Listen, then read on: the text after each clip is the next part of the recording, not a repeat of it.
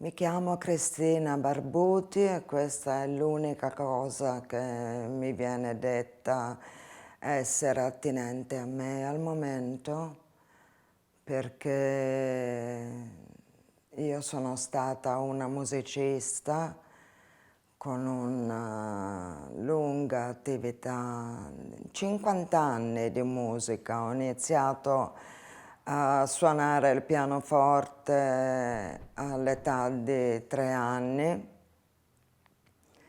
e questo strumento mi ha accompagnato per tutta la vita. La musica è la mia vita, la musica è il mio modo di esprimermi e per il momento è ancora l'unico modo di esprimermi e di esprimere il mondo che mi circonda, perché tutto per un musicista è suono, un silenzio è una pausa, un passo di un vicino, è un ritmo, una voce che racconta, che narra, è una melodia.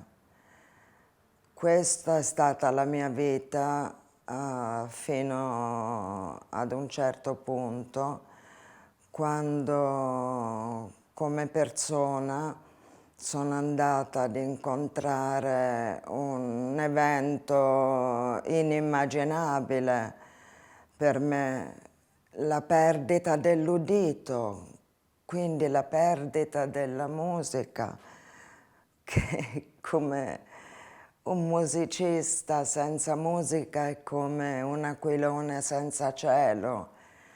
Il mondo è muto, è annichilito, è come vedere continuamente, ogni giorno, che ci si alza dal letto, la medusa e rimanere pietrificati.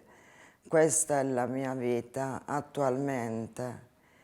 Cos'è successo? Ve lo voglio raccontare perché ho deciso di venire allo scoperto, tanto io come musicista sono finita, non ho niente da perdere, sono completamente fuori dall'ambito musicale e la mia vita concertistica, che era pur molto attiva e molto soddisfacente, ho avuto l'onore e la gioia di suonare con i musicisti del mio cuore in tutta Europa e di suonare con mio marito, che è stato la mia anima musicale, la mia guida per tanti anni. Avevamo un duo pianistico ed abbiamo per 20 anni avuto un'attività molto intensa, ma ad un certo punto, perché ho deciso di raccontare la mia storia? Perché Facebook il 24 di febbraio mi ha riproposto, come usa fare Facebook, una memoria. La memoria del giorno in cui sono andata a fare tutta baldanzosa e felice perché avevo colto al volo la possibilità di essere tra i privilegiati che facevano il vaccino per primi. Andavo a fare AstraZeneca e ho fatto addirittura una piccola cronaca del mio vissuto, partendo dalla partenza da Firenze, l'arrivo ad Empoli, il vaccino, il ritorno a Firenze, sempre più contenta. Il giorno che ho visto questa memoria, non so come sia successo, era mattina presto, io mi sveglio abbastanza presto la mattina perché sono inquieta ed ho la necessità di mettere subito il mio impianto che mi permette di sentire qualcosa, altrimenti vivo nel silenzio praticamente totale ed è una cosa abbastanza spaventosa. Quella mattina ho voluto raccontare perché sono stata attraversata da un grande moto di rabbia, più che altro per me stessa, più che altro per la delusione che ho dato a me stessa nell'aver aderito così precipitosamente al primo vaccino che mi veniva proposto. Sono stata, come spesso mi capita, istintiva ed appunto, mi ripeto, precipitosa. Ho raccontato la mia storia per,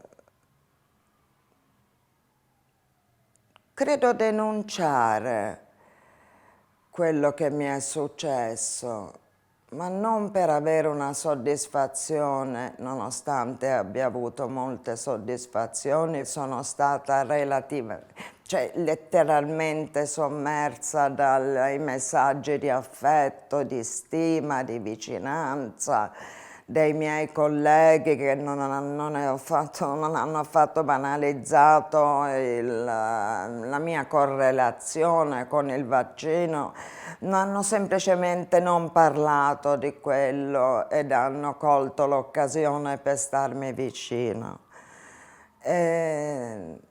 Ho quindi voluto arrivare all'occasione di una presa di responsabilità. Questo è quello che desidero ardentemente che accada anche attraverso questa mia pur minima testimonianza. Il vaccino sembrava che salvasse la vita. Ed è per quello io credo di essere stata un po' precipitosa, anche se è un tratto, diciamo, della mia personalità, quello di essere passionale e distintiva. Mi sono un attimo fermata perché era un tratto della mia personalità, perché adesso sono una persona spenta, priva di quasi qualsiasi entusiasmo per la vita stessa. In verità quello che mi è successo, la sordità che è apparsa circa 10 giorni dopo il vaccino di AstraZeneca, ed è stata diagnosticata come sindrome di Meniere, ha colpito l'unico orecchio udente, perché in verità il mio non era udente dall'età di 20 anni all'orecchio sinistro, quello dove attualmente porto l'impianto cocleare che mi è stato impiantato il 15 giugno scorso. La sindrome di Meniere, come tutte le sindromi, è qualcosa di molto misterioso. È un insieme di sintomi. Diciamo che si possono descrivere questi sintomi come sbandamenti, vertigini forti, nei casi più sfortunati ipoacusia profonda neurosensoriale. Io faccio parte di quei casi sfortunati e pian piano, gradualmente, ho iniziato a perdere l'udito nell'unico orecchio che sentiva. Quindi ho perso l'udito completamente. Sono diventata una persona, amo chiamarmi ipoudente, perché qui porto un apparecchio acustico che si appoggia su quel minimo di udito che ancora ho e che spero di conservare, ma temo di perdere anche quello. Questa è la mia paura maggiore, di dover subire un impianto cocleare che non è un intervento molto semplice, è un intervento comunque con trapanazione cranica è un intervento in cui viene messo in gioco il corpo in modo, sì, invasivo e violento. Io ho avuto da allora difficoltà terribili a camminare, tanto che avevo la possibilità di sorreggermi alle persone che erano con me, questo mi permetteva di andare da un posto all'altro, un'impossibilità di camminare al buio se non sorretta, ma a quel punto avvinghiata alle persone accanto a me, perché il buio è tutt'oggi un mio baubau. Attraverso una terapia che mi sta molto aiutando, l'ozonoterapia, sono riuscita a conquistare di nuovo una cosa straordinaria, la possibilità di camminare con prudenza, con attenzione, però di camminare da sola, guardando sempre dove metto i piedi e non alzando la testa perché ho le vertigini in quel caso. E per la prima volta l'altro ieri ho cominciato anche ad avventurarmi nel camminamento della notte, in quello del buio. E sono riuscita a fare quel passo, questo è un successo straordinario per me, perché sono diventata autonoma, anche se per pochi secondi. Questa era una sensazione che avevo completamente dimenticato. La logopedia è quella che mi sta aiutando ad insegnare al mio cervello a udire con l'impianto cocleare, e sto facendo 2 sedute la settimana di logopedia ed esercizi quotidiani per far sì che tutto quel frastuono che sento, che sono i rumori del mondo, ma completamente cacofonici, dentro il mio impianto e quindi direttamente nel nervo acustico, piano piano vengano discriminati e vengano riconosciuti come i rumori del mondo. Riesco a capire qualcosa, riesco a seguire un discorso nel silenzio con molta attenzione, anche se, anche questa è una cosa che va detta, mi spiace, questa è una storia davvero un po' triste, ma il silenzio è un bene che non possiedo più. Tenetevi cari il silenzio, è qualcosa di prezioso per la meditazione, per la preghiera, per il contatto con se stessi. Io ho un acufene continuo e arrabbiato. La mia testa urla ed è un suono fisso che potrebbe farmi impazzire se non avessi il supporto di farmaci che mi tengono tranquilla e non avessi fatto una ottima psicoterapia che mi ha aiutata ad accettare il fatto di aver perso la mia autonomia e aver perso la musica, perché io non solo non posso più suonare, ma la musica l'ho persa.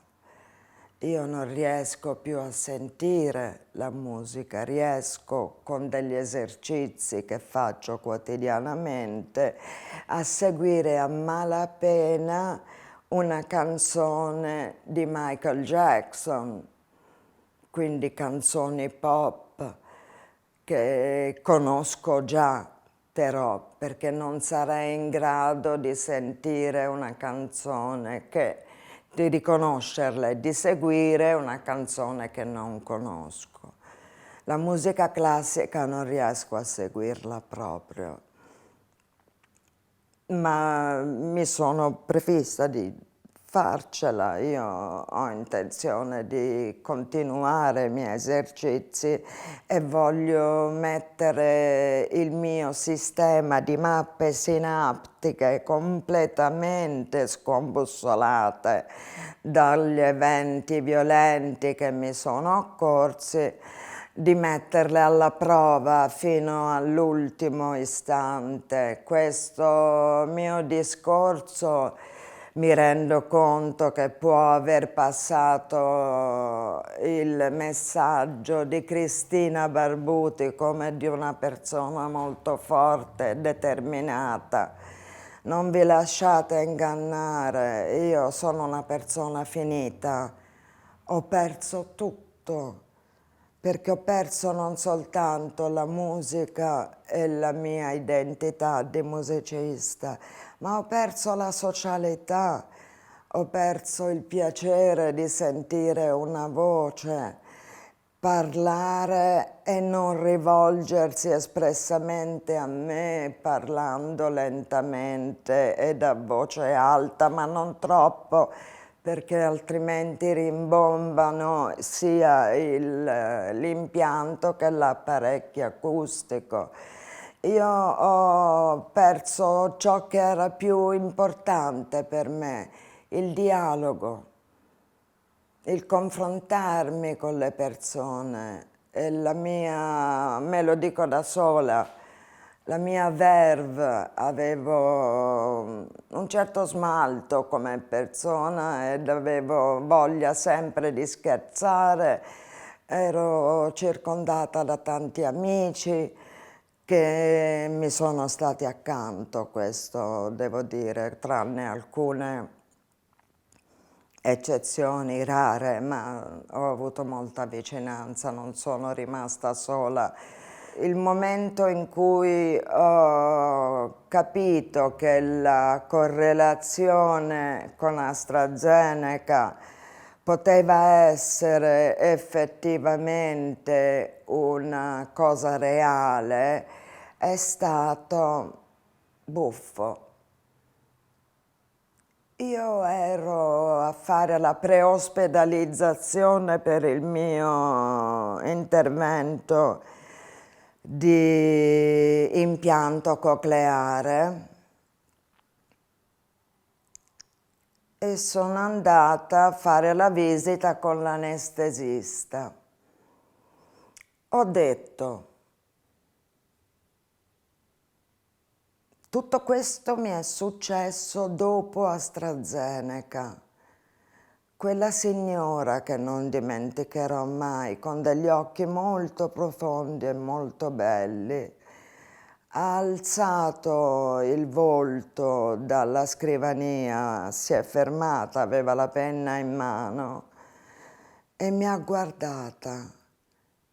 Io ho guardato lei. Ci siamo guardate in silenzio ed a lungo. Mi è sembrato un tempo interminabile. Poi è tornata a fare il suo lavoro e a prendere i miei dati, così come le era stato richiesto.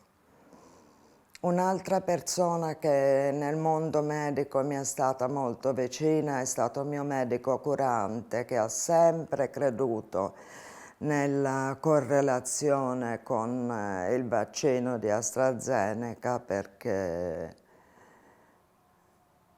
ha avuto molti casi, anche simili al mio sindrome di Meniere.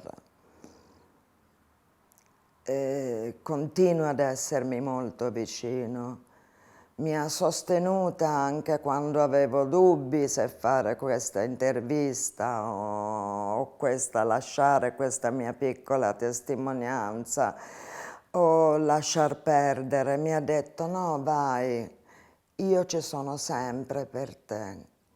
Queste sono cose che non si dimenticano perché la classe medica, la maggior parte della classe medica non mi sembra di poter dire che abbia preso questa posizione. È lo stesso team di medici che mi ha operata, quando io ho parlato della correlazione temporale con il vaccino di AstraZeneca, ha risposto: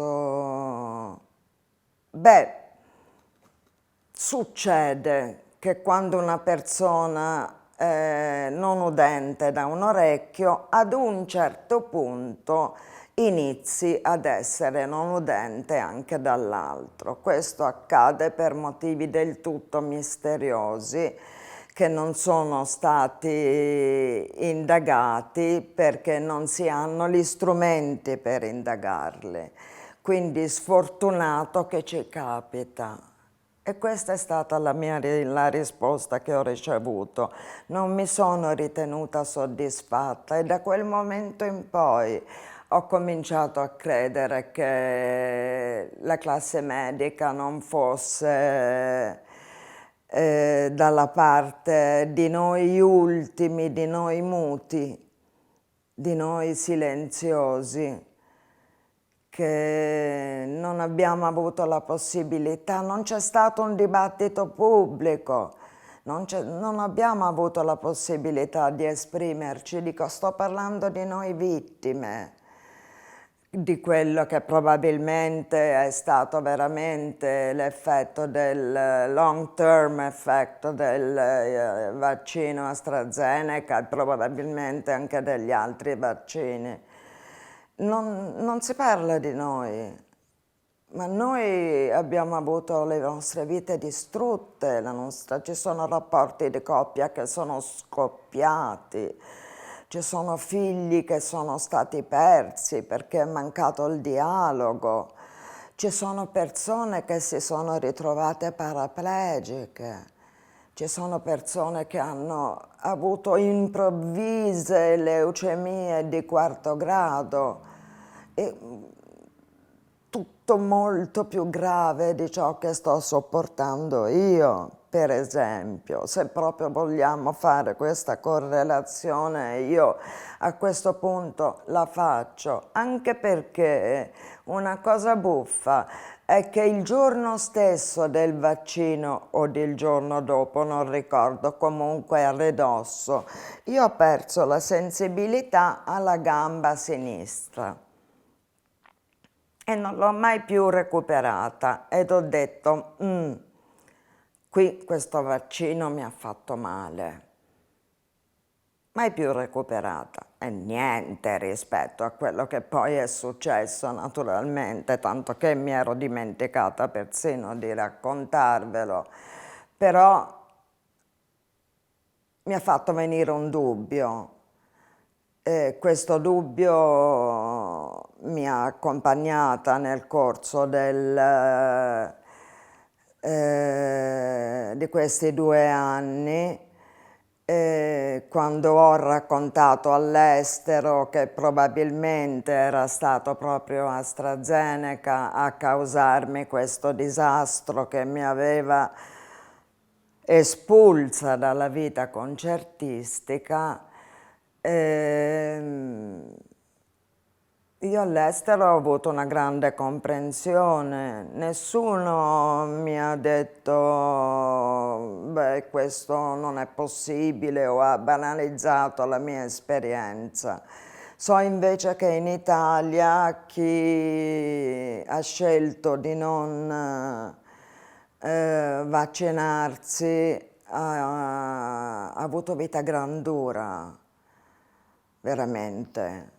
C'è stata una ghettizzazione che mi viene riferita da persone anche che mi sono molto vicine e che alla fine, pensate che violenza su se stessi per non perdere il posto di lavoro, hanno dovuto aderire alla campagna vaccinale e farsi vaccinare, nonostante quello che per loro era addirittura una certezza che avrebbero infierito sul proprio corpo e sulla propria psiche. Non è questo il mio caso, io sono andata allegra e contenta a fare il vaccino, sono stata precipitosa, come ripeto, a prendere al volo il primo che mi è capitato per essere prima su tutti gli altri.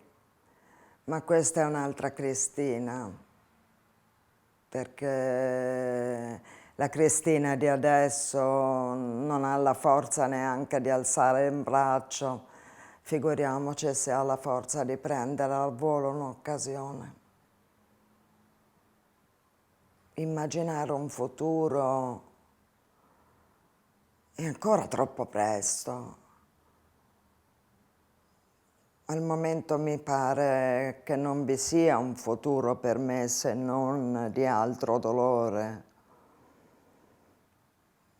di altra sofferenza, di altre mattine in cui mi sveglio con l'acufene, con la difficoltà a camminare e con la fretta, nonostante la difficoltà a camminare, di raggiungere l'impianto e l'apparecchio per potermi connettere a quel mondo chiassoso e scombussolato che mi è così estraneo perché è non codificabile con i miei apparecchi.